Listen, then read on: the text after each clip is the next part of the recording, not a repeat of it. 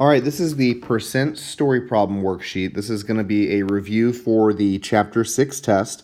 And what I've done is I've compiled every type of story problem that you could possibly see on the test into this review study guide worksheet. So let's start by going over these 12 questions. And we will start with percent of change. So I've got one of those, and it's number 1 here. It says, Tim was promoted from assistant manager to manager at Terrible T's T-shirt company. The promotion increased his yearly salary from $32,000 to $40,000. What percent increase did Tim receive? Remember that percent of change, we have a fraction for that. That is difference over original. So what we're first going to do is find the difference in his two salaries. So we do that by subtracting. That's what difference means. So 40,000 minus 32,000 is 8,000. The original number is what his first salary was, which was 32,000. So we're going to put that on bottom. And then we get this nice little fraction.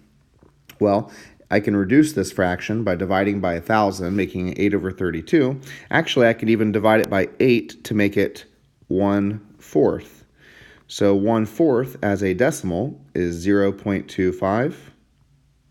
And then as a percent is 25%. Now, you don't have to reduce the fraction. You can just go ahead and do 8,000 divided by 32,000 in your calculator. But since I knew 8 over 32 is 1/4, I just saved myself a little bit of time. So for number 1, we've got the salary. Tim's salary is increasing by 25%. That's what his percent of change is. All right, the next one, number 2, is a percent error. And for percent error, remember, it's not difference over original. It's difference over the actual. So you might see a story problem like this on your test. So Tim estimated that his salary would increase by $5,000. What was his percent error?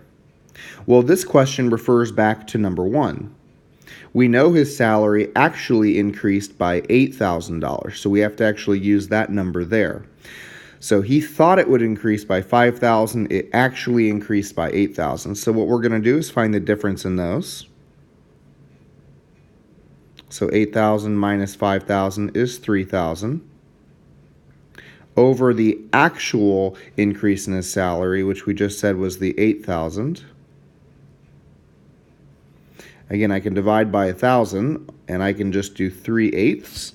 And you can do 3 divided by 8. 3 divided by 8 will give you the fraction, or give you the decimal point 0.375, which will give you 37.5%. 37.5% was what his error was. He thought it would only be 5,000. Fortunately for him, it was 8,000, so that was a 37.5% error. All right, number 3 is an example of a markup. It says Terrible T's buys T-shirts from a manufacturer for $8.95 and then sells them for 110% markup. What is the sale price of their shirts? So again, I just want to know how much they'll be selling them for, or how much I'll be buying them for if I'm the consumer, if I'm buying them. So for a markup, remember that this is going to increase the price by 100%. So instead of paying 100% of what Terrible T's did, we're going to pay 100% plus 110% more, which is actually 210% of what they paid. Remember, markups will increase the price. Remember, they increase it. They don't subtract from it. It's not a discount. So what we need to do is find out what 210% of $8.95 is. And that'll tell us how much the sale price is. So that's 2.10 or 2.1 times $8.95. And 2.1 times 8.95 is, and we're going to have to round this. This actually gives us $18. And then 0.795. So I know money's supposed to round to 2 decimal places, so I need to convert this to 2 decimal places. This 5 is going to bump the 9 up, which actually makes this $18.80. So that's how much they will charge for their t-shirts, and that's after 110% markup. All right, number 4 is a discount. It says Ziva has a 20% off coupon to Terrible Tees. She purchases 4 shirts and then uses her coupon. What is the total price that she pays for the shirts at Terrible Tees? Okay, so she's buying 4 shirts. And if she's buying 4 shirts, that means we're going to pay this $18.80 times 4, right? So we know from the last problem that's how much each shirt would cost us. So we take $18.80 times 4, and that's going to give us 75.2. But remember, 75.2 is actually $75.20. Now, for a discount, we're going to take 100% of the price, and we're not going to add it. This is where we get to subtract 20%. And if it's discounted 20%, that means we're only going to have to pay 80% of the price, or 80% of the $75.20 that she would be charged for those 5 shirts. So 80% is 0.8. Means times 75.20. So 0.8 times 75.20 is $60.16. And so we have lowered the price, just like you'd expect that a discount would do, by 20% to $60.16 for those 4 shirts. All right, number 5 is a sales tax problem. It says Ziva lives in Indiana, which has a 7% tax rate. What is the total price of her receipt? So it doesn't want to know how much money she'll just be paying in tax. We want that total price again.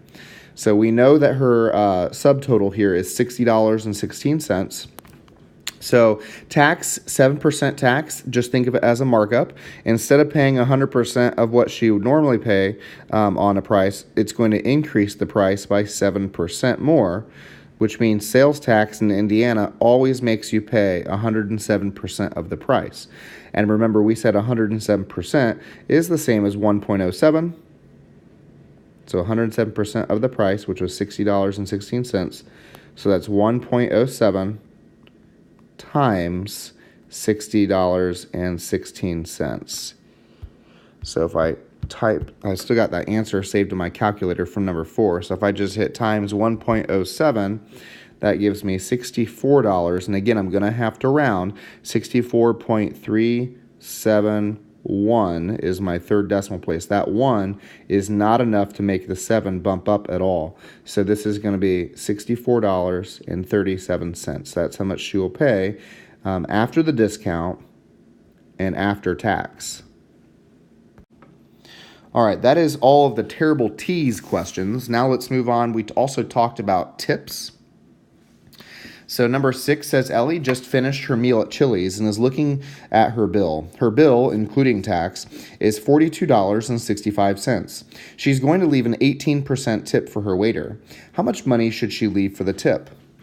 Well, unlike the other problems, I'm not wanting to know the total price. Number 5 from before said total price, so I did 107%. Number 4 said what is the sale price, so I added or subtracted from 100. Here, I just want to know what this 18% tip is going to be.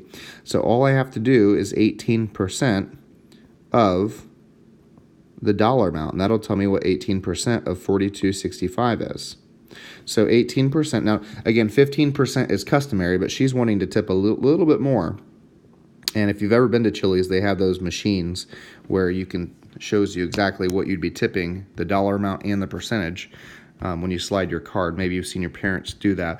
42.65 times, oops, I didn't write that down again, times 0.18 is, and that's going to be 7.677, which means we're going to need to round this to $7, and that 7 is going to bump the other 7 up to an 8.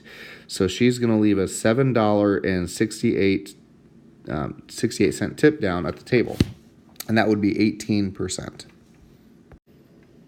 All right, number 7 is a commission problem. Remember, commission is the amount of money you get to keep when you sell something. So if this person is earning 3% commission. If they sell a bunch of products, they get to keep 3% of all the money of the products that they sold. And that's just a nice little bonus into their check. It says Tony earns $1,800 a month plus 3% commission on his used car sales. This month he sold 6 used cars for a total of $40,000. So that's how much he sold. How much commission did Tony earn this month, and what was his total pay for the month of January? So the commission, remember, he gets 3% of everything he sells. So he gets to keep 3% of this $40,000 in the 6 used cars that he sold. So I need to convert this to a decimal. Remember, I moved the decimal back twice, making this 0.03 times 40,000. And 0.03 times 40,000 is $1,200. So that is how much commission he earns, which is the answer to the first question. But then the second question says, what is his total pay? Well, no matter what, Tony was going to get $1,800. That was his salary for the month. But he gets to keep an additional $1,200. So $1,800 plus $1,200 means he's going to bring home $3,000 for the month of January. Not bad for Tony. All right, number 8 is actually 8 and 9 are both per sentences that we can write for these two story problems.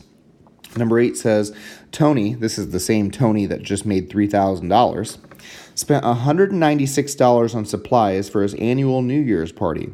What percent of his January income did he spend on party supplies? Round your answer to the nearest tenth of a percent.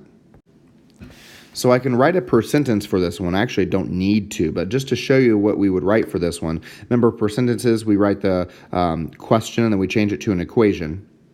We would say, it says what percent, so we know we want to answer this as a percent. So what percent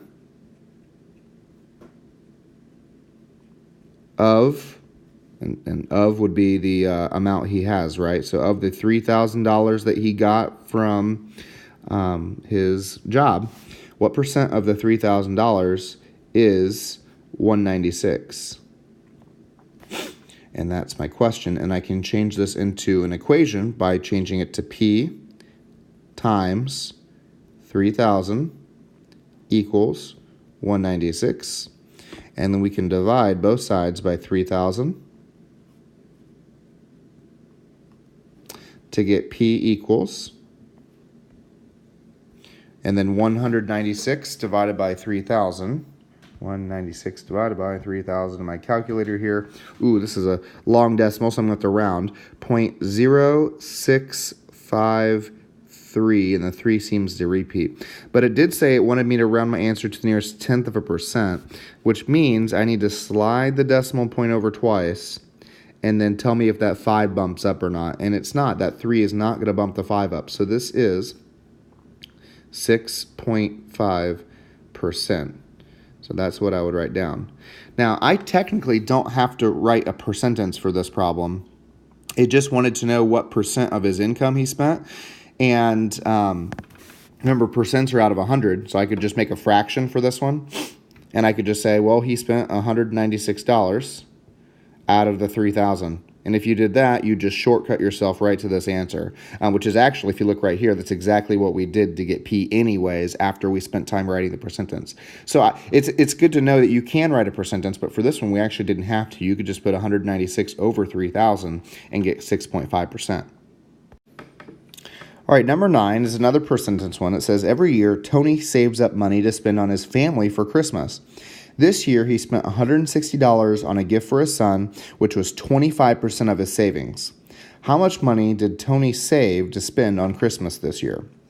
So this time, we know that he spent some money on his son, and he spent 25%. So we know the dollar amount that he spent on his son, and we know that was 25%. And what we're looking is for the total that he saves for Christmas each year. So I can write another per sentence for this one. And for this one, I would say $160 is 25% of the total that he saves, right? So $160, we know that is a 25% of his total. And if we write that, we can actually get this equation of 160 means equals 0.25 times, and I guess I'll just use t for total. And to get both numbers or to get t by itself, I'm running out of room here. But basically, I'm going to divide both sides by 0.25, right? So divide by 0.25, and that'll give me t equals, let's see, 160 divided by 0.25 gives me $640. So that's how much he saves to spend on Christmas each year. And $160 is 1/4 of that. So that makes total sense because that's what 25% is 1/4 of the savings. All right, now we're moving on to simple interest. And remember, the simple interest formula is I equals PRT. I stands for interest, P principal, R is the rate as a percent. We're going to write it in decimal form, and T is in years. So, after receiving a scholarship to Purdue, TJ borrowed $20,000 from the bank to pay for his college expenses. So, I've got I equals, P equals, R equals, and T equals. And the amount he borrowed here is always going to be our principal. So, he borrowed $20,000 from the bank. He plans to pay off the loan in 15 years. That would be the time. At an annual interest rate of 5.5%. And if I move that backwards twice, that gives us 0.055. What will TJ pay for the loan? So this is how much total he's going to pay. And in order to do that, I am going to need to know what the interest amount is. So I don't have anything to plug in for I. I'm plugging in 20,000 for P times R, which is 0.055. times T, which is 15 years. That's a long time to pay off a loan, but it was also a long amount, or a large amount that he borrowed. So if I calculate that, 20,000 times 0.055 times 15 is, interest-wise, $16,000 or $16,500. That is almost the amount he spent on the loan itself. Now, when it says, what will TJ pay for the loan? Well, you know he's going to pay back the $20,000 that he borrowed, right? Plus, he's going to have to pay back this interest. And that is going to totally jack up the price of this loan. So, if he borrows $20,000 and it takes him 15 years to repay it at that 5.5% interest, he's going to end up paying $36,500 for his loan, and that's pretty realistic. I hate to say it, but that's about how much money I had when I got out of Purdue in college debt that I had to pay off. So number 10, we found the interest and the total amount for the loan. Number 11 is going to have us find time, and it says Craig invested $5,000 into a mutual bond that has an annual simple interest rate of 5%. So let me go ahead and start writing this stuff down. I equals, P equals, R equals, and T equals. He invested, so that's the principal. That's what he started with, $5,000. And it had an interest rate of 5%, which I know is 0.05 as a decimal. How long, so I don't know the time, will it take for his account to have a balance of $7,000? So if it's going to have a balance of $7,000, then that means he's going to earn how much extra money? Well, if he's starting with $5,000 and he would like $7,000 to be in there, that means he's going to want $2,000 more in interest. So I'm just subtracting that so I know how much interest he would like to earn. He wants his balance to be $7,000. So this is very similar to another type of question, like a bonus question we did on our quiz. All right, so I know the interest formula again is I equals PRT. So I have a number to plug in for I, $2,000. I have a number to plug in for P, 5,000. I have a number to plug in for R, but I've got nothing to plug in for T. So if you are missing one of the numbers on the right side of the equation, just go ahead and multiply the two numbers that you do have. 5,000 times 0.05 is $250. So T, and then 2,000 equals that. So we're going to divide by that number, 250 on both sides. And 2,000 divided by 250 is 8. So T equals 8, and we have to label it, and time is always measured in years. So T equals 8 years for number 11. And that leaves us with number 12, which is going to have us find the rate, or R. So I'm going to start off I equals, I always do this for interest story problems, P equals, R equals, and T equals. And it says Olivia borrowed $1,000. Okay, that's the principal. She borrowed that to fix her car. After 3 years, she had acquired $540 in interest. What was the annual interest rate on her loan? So we don't know the rate. So I equals PRT. We know the interest was $540. Okay, so that's over half of what she borrowed, isn't it? You compare these two numbers here. That's over half of what she borrowed is in interest. But it took her 3 years to pay off that loan. So, of course, she's going to acquire a lot of interest. We don't know what R is, but we do know the time is 3. So we're going to multiply the two numbers that we do have on the right side. So we get 540 equals 3,000 R. And then we are going to divide both sides by 3,000. And we're going to get a decimal here, which I totally expect to because I have to write my answer as a percent. So 540 divided by 3,000 is R equals 0.18. And then because this is an interest rate, I'm going to convert this to a decimal to make it 18% for number 12 here, which is a very, very high interest rate, meaning she could have possibly put this on a credit card, or she just got a very bad interest rate on this loan, which is why she paid so much in interest. Altogether, it doesn't ask us, but altogether she would have paid, if you add those together, $1,540 for a car payment that only cost $1,000. So that's what interest does. It jacks up the price, and you have to pay more. All right, so these are the 12 problems in this worksheet, and hopefully this will help you study for your Chapter 6 test.